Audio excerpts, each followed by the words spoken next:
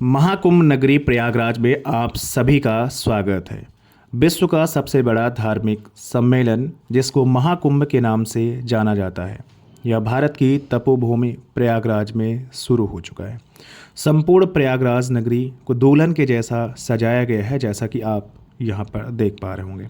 महाकुंभ का आयोजन हर 12 सालों के बाद होता है। महाकुंभ भारत में 4 स्थानों पर लगता है। 4 स्थान इस प्रकार हैं: प्रयागराज, हरिद्वार, उज्जैन और नासिक। इस वर्ष 2025 में महाकुंभ का आयोजन प्रयागराज नगरी में किया जा रहा है। महाकुंभ की शुरुआत 13 जनवरी से हो चुकी है, जो कि 26 फरवरी 2025 तक यानी 45 दिनों तक चलता रहेगा और यह महाकुंभ करोड़ों लोगों की आस्था का संगम रहेगा। वैसे तो आप इन 45 दिनों में महाकुंभ में किसी भी दिन स्नान कर सकते हैं, किंतु शाही स्नान का महत्व शास्त्रों के अनुसार विशेष माना जाता है। यहाँ पर स्नान करने से सभी पापों से मुक्त होकर मोक्ष की प्राप्ति होती है। इस पावन भूमि पर माँ गंगा, यमुना और सरस्वती का पवित्र संगम होता है, जिसे त्रिवेणी संगम कहा जाता है। इस संगम में स्नान करने से सभी मनोकामनाएं पूर्ण होती हैं। प्रयागराज में हर वर्ष माघ मेला, हर 6 वर्षों में अर्धकुंभ और प्रत्येक 12 वर्षों में महाकुंभ का आयोजन किया जाता है। दोस्तों, आपको महाकुंभ 2025 की संपूर्ण जानकारी इस वीडियो के माध्यम से मैं देने वाला हूं। अगर आप भी इस महाकुंभ में आने की प्लानिंग बना रहे हैं तो आप एकदम सही वीडियो देख रहे हैं। यह वीडियो आपकी बहुत हेल्प करेगा। इस वीडियो में बात करेंगे आप यहां तक कैसे पहुंचेंगे, रुकने के लिए होटल या धर्मशाला या टेंट कहां पर लेना चाहिए, स्नान और दर्शन करने का सही तरीका क्या है, यहां पर दर्शन करने के प्रमुख स्थान और कौन कौन से हैं। साथ ही साथ वीडियो के लास्ट में बात करेंगे संपूर्ण बजट की। तो महाकुंभ दर्शन की A to Z कंप्लीट जानकारी इस वीडियो के माध्यम से आपको यहां पर दी जा रही है। आप इस वीडियो को कंप्लीट जरूर देखिएगा। इस बार 144 साल बाद ग्रहों का दुर्लभ संयोग बन रहा है। इस बार का महाकुंभ इसलिए खास है क्योंकि इस दिन सूर्य, चंद्रमा, शनि और बृहस्पति के ग्रहों की शुभ स्थिति बन रही है। ऐसा कहा जा रहा है कि यह शुभ संयोग समुद्र मंथन के दौरान बना था, इसलिए 144 वर्षों बाद इस स्नान का विशेष संयोग होने के कारण इस बार के महाकुंभ में लोगों की संख्या को देखते हुए शासन और प्रशासन ने विशेष तैयारी की है। उम्मीद है सरकार को इस बार 40 करोड़ से अधिक जो श्रद्धालु होंगे वो यहाँ संगम नगरी में डुबकी लगाने के लिए आएंगे। इसलिए मेला क्षेत्र को यूपी का 76वां अस्थायी जिला बनाया गया है, जिसको 25 सेक्टरों में बांटा गया है। भक्तों की भीड़ एक जगह इकट्ठा ना हो, इसके लिए 7 पक्के घाट भी बनाए गए हैं एवं सभी की सुरक्षा के लिए पुलिस, पैरामिलिट्री, NDRF, SDRF और प्राइवेट पुलिस के लाखों जवान तैनात किए गए हैं। मेले की साफ सफाई और देखरेख के लिए हजारों सफाई मित्र भी साथ यहाँ पर दे रहे हैं। लोगों को आने जाने में कोई भी परेशानी ना हो, इसके लिए अलग अलग मार्ग बनाए गए हैं। साथ ही साथ सभी मार्ग पर पार्किंग की विशेष सुविधा भी दी गई है, जिससे सभी लोग कम से कम पैदल चलकर घाट तक पहुंच सकें। तो चलिए वीडियो में आगे बढ़ते हैं और बात करते हैं आप प्रयागराज तक कैसे पहुंचेंगे। दोस्तों, प्रयागराज में बहुत से रेलवे स्टेशन बने हुए हैं, जैसे Prayagraj junction, Prayagraj Rambagh, Prayag junction, Naini junction, Phaphamau, Jhusi, Barauli और सूबेदारगंज। आप अपने शहर से यहाँ के किसी भी स्टेशन तक आ सकते हैं। रेलवे ने यहाँ तक आने के लिए लगभग 3000 मेला स्पेशल ट्रेन भी चलाई हैं। साथ ही साथ आप रेगुलर ट्रेन भी जो चल रही हैं उनसे भी आप यहाँ तक आ सकते हैं। वहीं पर उत्तर प्रदेश के हर ज़िले से रोज़ाना बहुत सी बसें प्रयागराज के लिए चलाई जा रही हैं। साथ ही साथ प्रयागराज ज़िले के अंदर 7,000 लगभग जो नई शटल बस हैं उनको भी यहाँ पर चलाया जा रहा है। बात करें फ़्लाइट की तो प्रयागराज में भी एयरपोर्ट है। इसके अलावा लखनऊ, बनारस, पटना तक आने के बाद भी आप प्रयागराज तक बड़ी आसानी के साथ आ सकते हैं। तो चलिए प्रयागराज पहुँचने के बाद हम अब बात करते हैं कि रुकने के लिए होटल, धर्मशाला या टेंट आपको कैसे बुक करना चाहिए।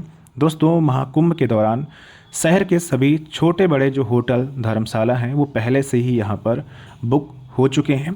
तो अगर आप जो है होटल धर्मशाला चाहते हैं तो मैं आपको सलाह दूंगा कि आप ऑनलाइन बुकिंग करने के बाद ही यहाँ पर आएँ।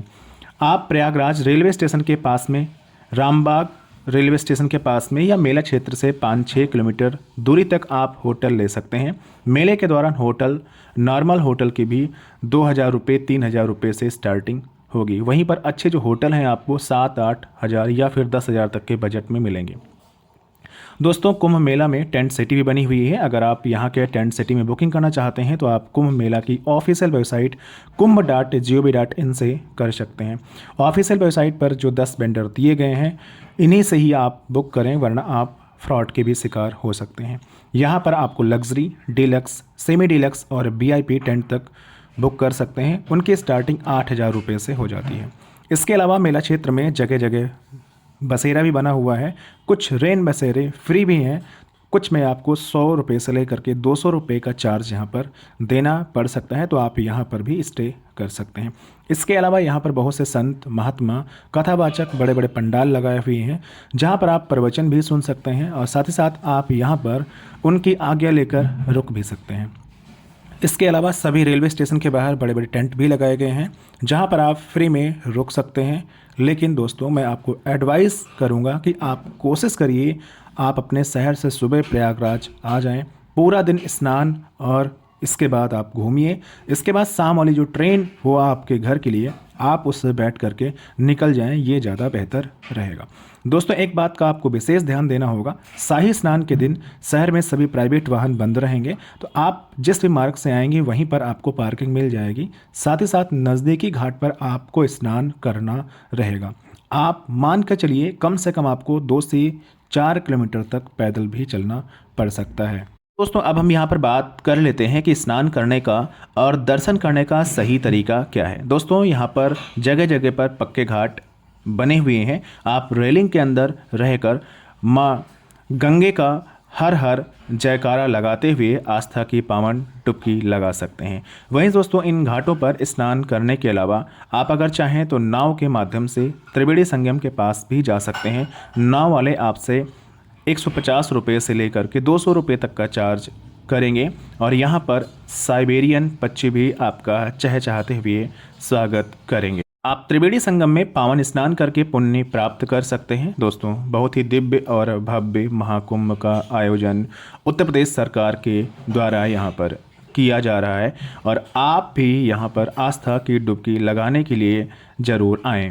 13 जनवरी से महाकुंभ शुरू हो चुका है। पहला शाही स्नान 13 जनवरी यानी पूर्णिमा के दिन संपन्न हो चुका है। अमृत स्नान बोला गया है। साथ ही साथ 14 जनवरी यानी मकर संक्रांति को शाही स्नान बोला गया है।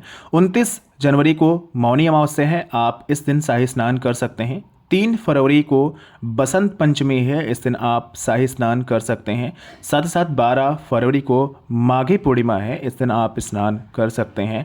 इसके अलावा 26 फरवरी को अंतिम स्नान होगा जो कि महाशिवरात्रि के दिन यहाँ पर होगा। तो ये 13, 14, 29, 3, 12 और 26 फरवरी जो है आपकी यहाँ पर स्नान करने की शाही तिथियाँ बताई गई हैं। दोस्तों, क्या आप जानते हैं इस कुंभ की शुरुआत कैसे हुई थी? शास्त्रों के अनुसार कुंभ मेले की शुरुआत जो है यहाँ पर और राक्षसों के हुए युद्ध के साथ हुई थी।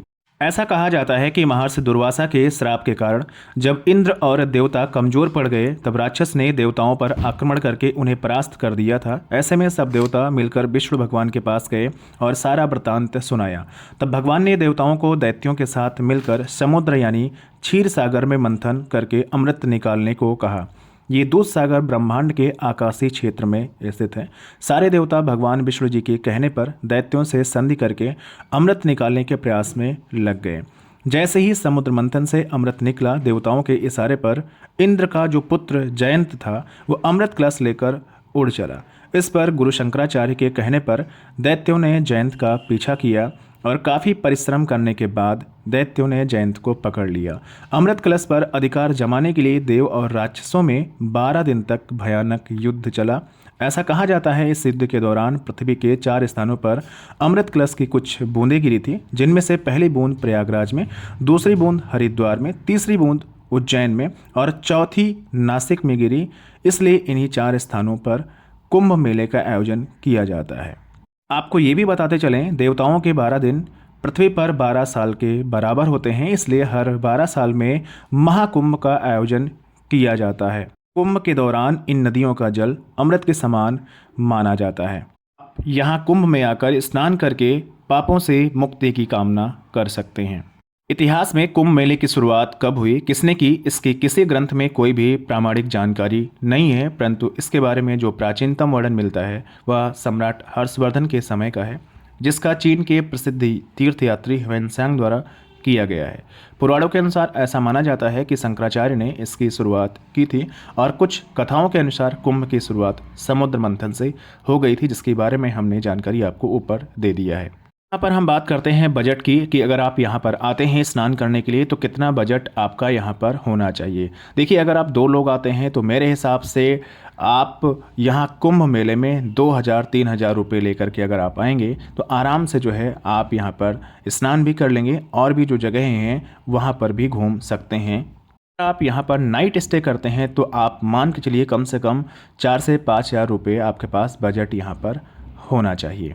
प्रयागराज में त्रिवेणी संगम में स्नान करने के बाद वहां घूमने के बाद आप अकबर फोर्ट प्रयागराज, खुसरो बाग, आनंद भवन, चंद्रशेखर आज़ाद पार्क, इसके अलावा जवाहर प्लेटिनम, आलोपी शंकरी देवी शक्तिपीठ, इलाहाबाद म्यूजियम, मनकामेश्वर महादेव मंदिर, विनायक सिटी सेंटर और इसके अलावा भरद्वाज पार्क जाकर वहां पर भी आनंद ले सकते हैं। दोस्तों, यहाँ पर मैंने आपको महाकुंभ मेले से रिलेटेड हर एक छोटी बड़ी जानकारी आपको सही से देने की पूरी कोशिश की है। फिर भी अगर आपके कोई क्वेश्चन है तो आप कमेंट के माध्यम से हमें बताएं, हम कोशिश करेंगे आपको यहाँ पर ज़रूर रिप्लाई देंगे।